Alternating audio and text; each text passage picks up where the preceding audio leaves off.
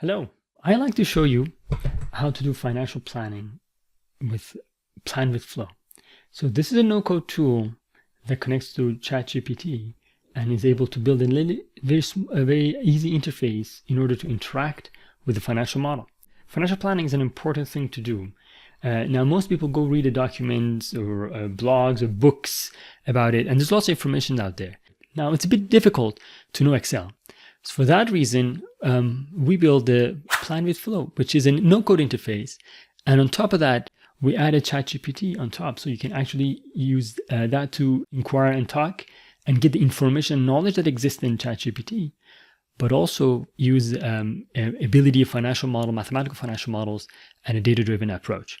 I think you will really like it. So let me show you how it works. So you go to the planwithflow.com and you can just quickly get the software with no hassle. In the first interface, you will be able to explain your income statement and balance sheet. That means all the income sources and expense sources, and also all the things that you own into the liability or debt, and also assets. In this scenario, we're just putting something like, we have a household, 2 incomes, we have a mortgage, we have a car loan, and the interest rate is a bit outdated. Maybe 4% is more reasonable if you're making it new. Our house is 700K, and we spent 250,000 on certain living expenses, bills, travels, and so on. We also have a retirement. With this information, we can ask ChatGPT to extract data and then be able to put it into Canvas. So we have an income of 5,000. You can see the information up there with each menu. As you change it, that menu change up there. So we have a retirement portfolio. We have a mortgage, which declining. With this rate, we can change the amortization rate how long left of your mortgage. We have a car loan here. We didn't mention the interest rate with the description. We can enter it now. So for example, our car loan was 5%. It's usually much shorter, usually in 4 years or 5 years. So you can see as I update this, the data shows how this declines, our mortgage declining slowly. We have also expenses. We have a living expense, bills, and travel. So these are like the way you can organize it is you can put it in any categories, but something that you really need to do, you can't escape it, but something that you can maybe discretionary. So down the road in a scenario, you can kind of change those items if you need to, say, and then you can say, oh, sometimes I spend less or more. You can do it. With the house, so houses and assets, as you can see here, it doesn't go anything in and out of it. Now you have assets is there. However, that assets grows with the rate of growth in the financial markets. So you can see this rate keep growing. You can enter that macro data based on where your house is, and it depends on how the real estate markets change. So what do we have here? Our portfolio, there's this question of the contributions that you do every month. So maybe, depending on the employer or whatnot, you can change that number. Let's change this to a smaller amount. Maybe we don't contribute that much. Okay, given this data, now we have a certain rate of growth. And you can see it shows that our cash goes down and it doesn't increase. That is because, for example, in this situation, we can see that the draw from all these items is faster than the cash flow in is more than cash flow out. We can take a look at these numbers here easily by pressing this button. And now we can see various of these items organized. So you can see that now you can see the cash flow is about $9,500 coming in and various sources of expense coming out. What is happening is now the sum of these expenses is more than that outcome, and that's why we see a faster decline. So now if I decrease that rather than 1,000 contribution. So the contribution to stocks always changes depending on what's left. Basically, this is your savings. Whatever left to the cash flow, we'll put it there. Say if I contribute less, say 500, you can see that now this increase is slower, but now I have some cash. So that means that most of the things that this family was able to contribute to their retirement planning was $500 a month because this car loan. And when the car loan finished, almost at the 2026, we can see that there's more cash left, and then their now they have their cash accumulation starts again, which they can put it into that retirement stock if they want to, which is a good choice, or maybe they can accumulate it for another financial goal, maybe buy a vacation home or something else down the road. Now let's start asking some questions from this system. Now here's our cash, and we know that this is the rate of growth.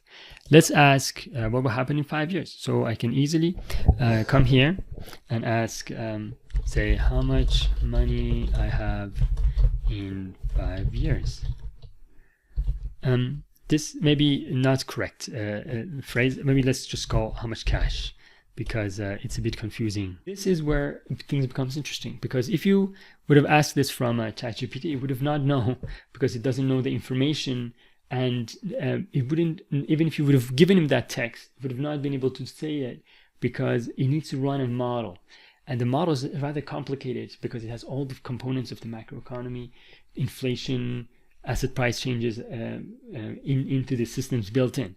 And that's a powerful thing about the plan with Flow, because it combines mathematical model with the ChatGPT. So then we have best of both worlds, the reasoning and knowledge capability of ChatGPT together with a mathematical model that runs in our system. Now we have 29,000 in 5 years. We really like to get that cottage on the lake, but it's maybe too much. Let's see how it works. If I say, can I afford a vacation home with value of 250K in 5 years? So now it's up to you to ask various questions. You can ask questions about how would I be able to finance it, or how would I be able to different aspects of purchasing, and you would be able to ask the same way as you ask ChatGPT, or you can. The difference is financial awareness of Chat. Okay, so ChatGPT says if you want to put 20% down, you need to have $50,000 saved. Well, we have only $29,000 saved. Now, this is a point where we can think about well, there are some mortgages that are less. What's the impact of those? And now we can kind of start modeling those as well. One suggestion is to start saving more. So if you really want that vacation home, let's see if we can reduce our travel from $1,000 a month, and entertainment, of course, to say $500. So if you're a little bit more frugal, we can actually see what happens. Now our cash is increasing more. So if I go to the 2028, it's here in the chart. Yeah, I do have. We will have saved more than $50,000. So I can easily go up here and see that in Time Traveler that we have 61,000. So that's promising. If we reduce our entertainment cost to $500 a month now, which is around $580 in 5 years with this rate of inflation, we would be able to get that. Of course, the houses also would have increased the prices, but we can model all that. So now let's go to the year 2028, maybe even sooner. So now that we saved a lot, let's go to here, the middle of the 2027 summer or something like that. So we will be able to add our house. So in order to add our vacation home, we will come back here to our assets, and then we add our second home. Here's our let's call it our cottage, and this has a value of how much was that? I can't remember. 250K. Imagine it's a very good place that has such a nice cottage with 250K. Okay, and a little cottage in the wood. That sounds very nice. Now here's our house. Now, of course, we want to get a mortgage as well with it, and we can afford it. So let's go and see add a debt, an additional debt. So we'll add it somewhere here. Maybe I can make this a bit smaller. Let's put it here. Here's our vacation home mortgage. And this one, now we need to ask, let's ask ChatGPT for that. If I have 50K for down payment and house is, oh my gosh,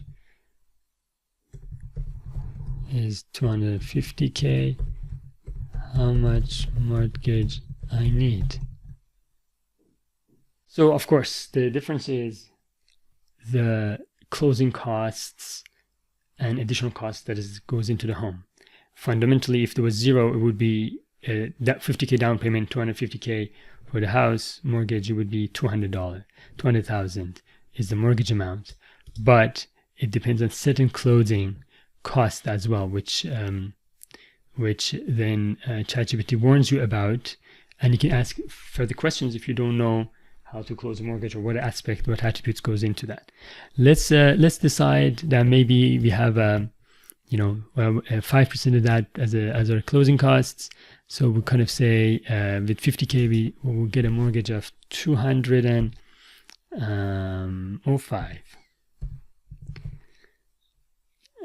Of course, the interest rate maybe 5%. Hopefully by then the interest rate's coming down. Maybe let's keep it at 4%, and for 25 years. So that's our monthly expense payment. Let's see if we can afford that vacation home, because it's not just about the 50K down payment, but also about the monthly payments in our expenses. I'm going to push these things a little bit down. Okay, now the moment of truth. I press the cash and I see not bad. I still would be able to, afford it because we paid off our car, and now we don't need to pay this $921 there. We can put more money into that $1,000 to our car loan. Now our cash improvements, if you look at compared to the past, it's of course by 15 years would have been $400,000. Now $277, but now we're putting it into our vacation home, and the mortgage which comes down, and then the value of that cottage also increasing to $740. So I think would be a good approach here. You can see that this scenario will result in a high net worth, say in 10 years, of more than if you would have saved that money just as a cash, because now you put it into a real estate, and that real estate appreciates with the rate of appreciation of real estate market. So so this is an example of how we can see this model. Now let's go back here and then press the dollar sign. Now we will refresh our scenario. So this is how our life basically expands. So we have our cash is increasing. We get to this month, and we at mid 2027 we decided to buy a vacation home. Now we have a cottage, another mortgage, and we continue. And as we go forward in the next 10 years, this is something where we can afford the mortgage rates. And now we have a house, we have a cottage, and in the meantime our retirement portfolio also increases, plus additional cash. So if I increase now this rate, this minimum, say to $600 or maybe $800 per month, we can see that even our retirement portfolio increases faster and is able to accumulate further cash in our retirement account as well. So it's 800 here at the very beginning of the time, at the current time, and now we can see that we are doing well. Okay, thank you very much. So this was a little show you how to think about financial planning and how to play with these elements, and then how to ask questions back and forth from ChatGPT and enter data and modify various scenarios. Good luck with financial planning.